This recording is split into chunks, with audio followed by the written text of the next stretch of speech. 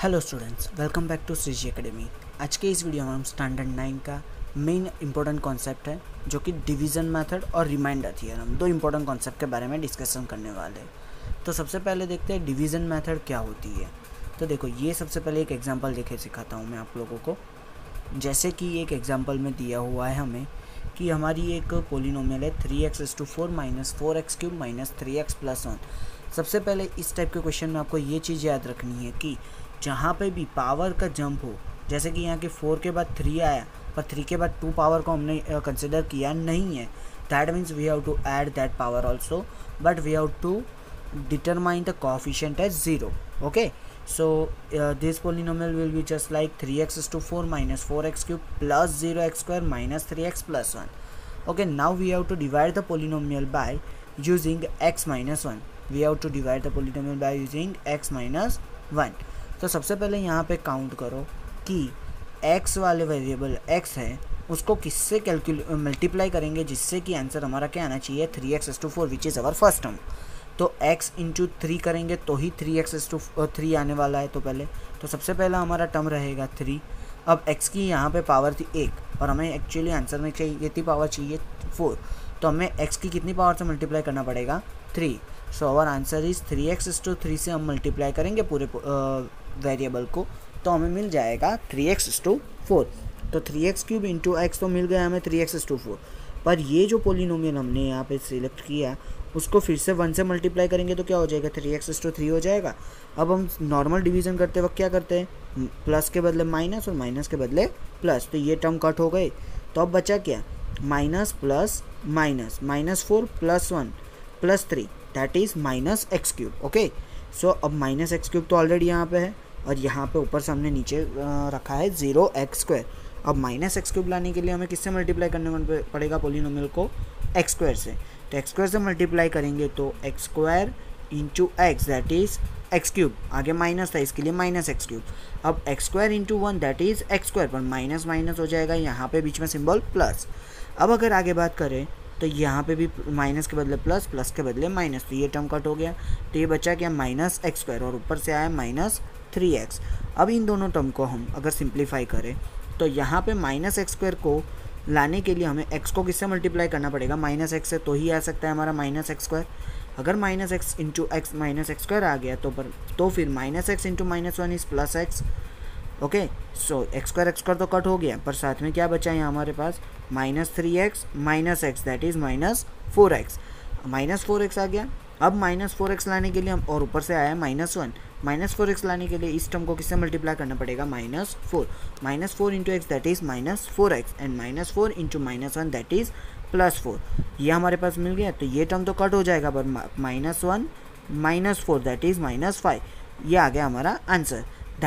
ये जो आंसर है इसको हम बोलते हैं रिमाइंडर। क्या बोलेंगे इसको हम, रिमाइंडर, यानी कि आफ्टर डिवीज़न जो टर्म बचता है उसको हम क्या बोलते हैं, रिमाइंडर।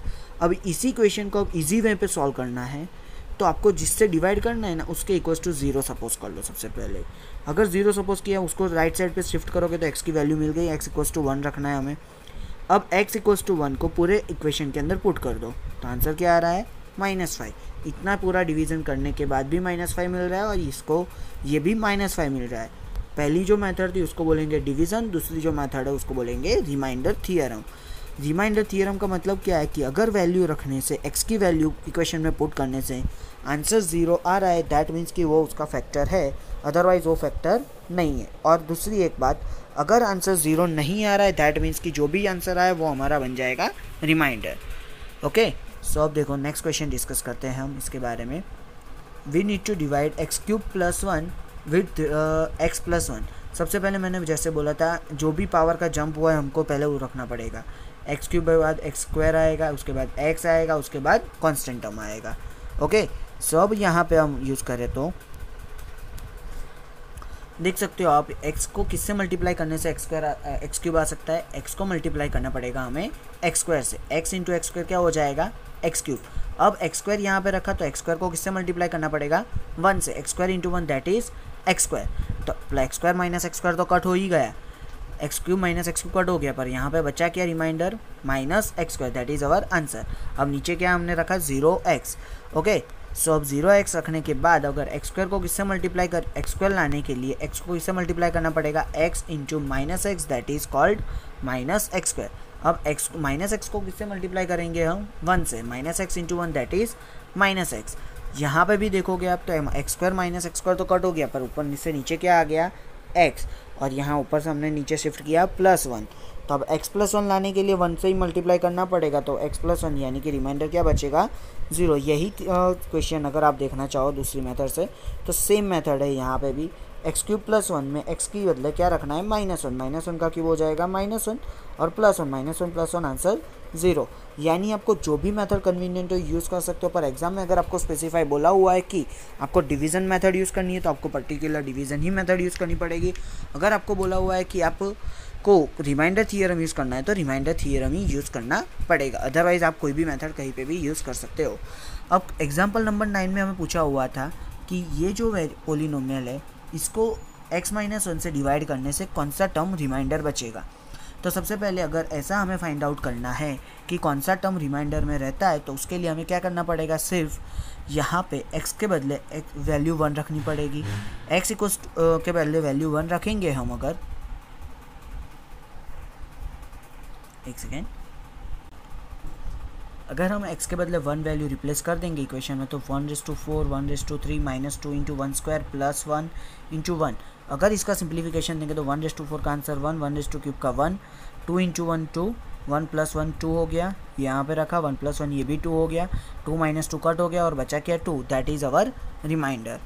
यानी कि ये जो टर्म है उसको x - 1 से डिवाइड करने से हमारा रिमाइंडर क्या आएगा, 2। एग्जाम्पल नंबर 10, तो एग्जाम्पल नंबर 10 के अंदर हमें देखना है कि ये जो वेरिएबल है इसको 2t + 1 उसका फैक्टर है या नहीं है। तो उसके लिए हमें फैक्टर, अगर हम सपोज करते हैं कि ये उसका फैक्टर है तो =0 होना चाहिए। =0 है तो ये 1 को शिफ्ट करेंगे तो -1 हो जाएगा, और ये 2 मल्टीप्लिकेशन में सामने जाके किस में जाएगा, डिवीज़न में, तो t की वैल्यू क्या आ गई, -1/2।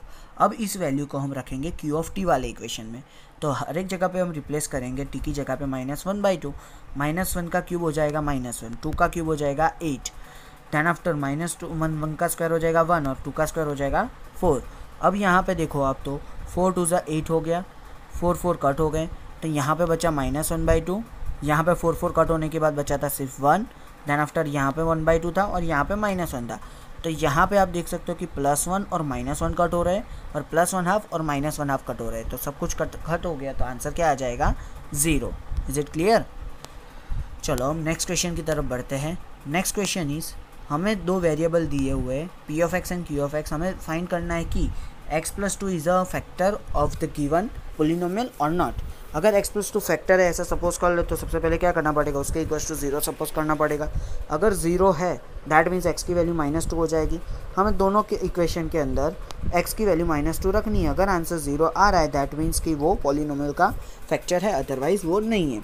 चलो रिप्लेस करते हैं x के बदले, हमारा polynomial is x³ + 3x² + 5x + 6, तो x के बदले -2 का क्यूब, -2 का स्क्वायर, -2 6 रख दिया, -2 का क्यूब इज़ -8, -2 का square is 4, -5 2 = 10 but +- okay.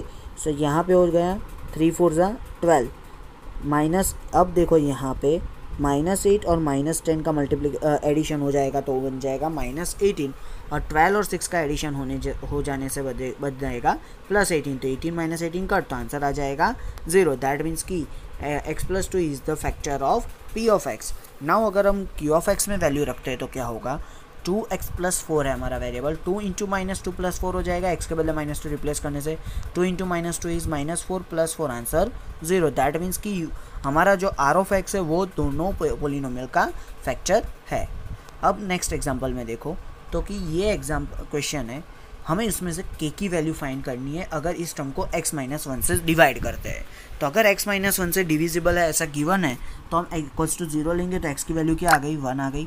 x की वैल्यू 1 आने के बाद अगर हम यहाँ पे रिप्लेस करते हैं x के बदले 1 तो क्या हो जाएगा, देखो यहाँ पे 4 × 1 cube, just a second, 4 × 1 cube plus 3 × 1 square minus 4 × 1 plus k, 4 × 1 cube that is 4, 3 × 1 square that is 3, 4 1 = 4 and k as it is.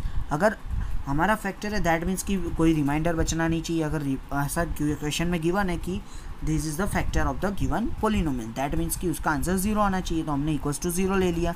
तो 4 - 4 तो कट हो गया, तो बचा क्या 3 + k इक्वल्स टू 0, तो k की वैल्यू क्या मिलेगी -3, दैट इज़ अवर आंसर। अब देखो नेक्स्ट जो क्वेश्चन है उसमें हमें फैक्टराइजेशन करना है, जो हम ऑलरेडी 8th स्टैंडर्ड में सीख चुके हैं, पर यहाँ पे थोड़ा रिवाइज भी करना है और साथ में एक नया कॉन्सेप्ट भी इंट्रोड्यूस हो रहा है, जो इस लेक्चर में नेक्स्ट लेक्चर में मैं इंट्रोड्यूस करूँगा। इस लेक्चर में 8th स्टैंडर्ड की मेथड से हम सॉल्व करेंगे सम्स को। हमें इस टर्म को फैक्टराइज करना था x² + 17x 6x² + 17x + 5। अब यहाँ पे देख सकते हो आप x का कोफिशिएंट 6 है और लास्ट में 5 है, 6 5 कितना होता है 30 के हमें ऐसे फैक्टर निकालने के आंसर आना चाहिए मिडिल टर्म 17, और दोनों टर्म में सिंबल क्या है प्लस प्लस, तो प्लस प्लस है तो आंसर में भी प्लस प्लस होना चाहिए, तो 15 × 2 = 30 होता है, तो 15 + 2 = 17।